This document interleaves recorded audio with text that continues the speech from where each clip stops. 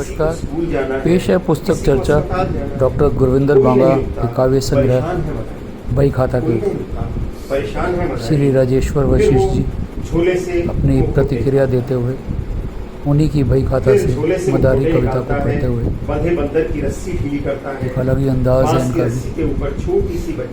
सामने सभी कवि व शायर परिवार दूर दूर से आए हुए अलग अलग दिशाओं से कुछ कट्टे कट्टे लोग उनके बीच आकर।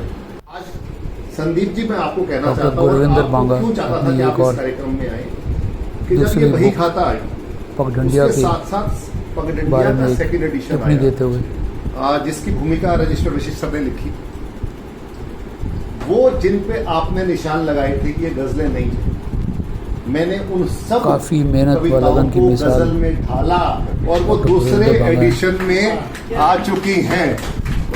तो ये पगडंडियां आपको समर्पित, अब की बार आप उसमें गजल ढूंढिएगा। तो क्योंकि आपका ही जिक्र हुआ है तो अब आप वही खाता पे थोड़ा अपना विचार दीजिए। और यहाँ श्री संदीप तोमर जी उनकी बही खाता का विश्लेषण करते हुए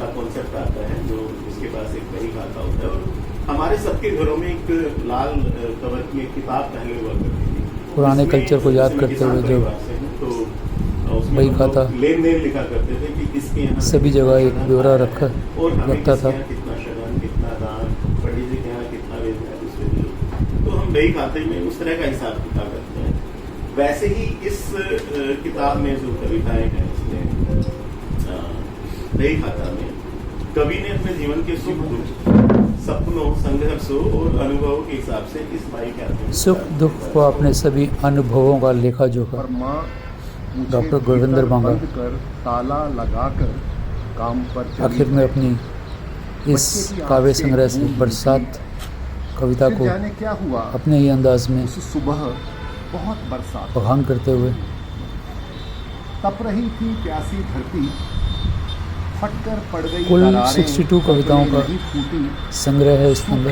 आंखों से आसमान ताकता पेड़ पर लटक गया किसान, फिर जाने क्या हुआ उस दोपहर बहुत बरसात हुई। उसने कहा था बहुत ही इमोशनल आज की शाम कविता रही है। उसने कहा था आज की शाम मैं छत पर आऊंगी, तुम भी आना। धन्यवाद करते हैं मुझे भी चांद इसमें शामिल होने का मौका मिला। फिर जाने कहां से काले बादल आए, उस शाम बहुत बरसात। धन्यवाद इस व्लॉग को देखने के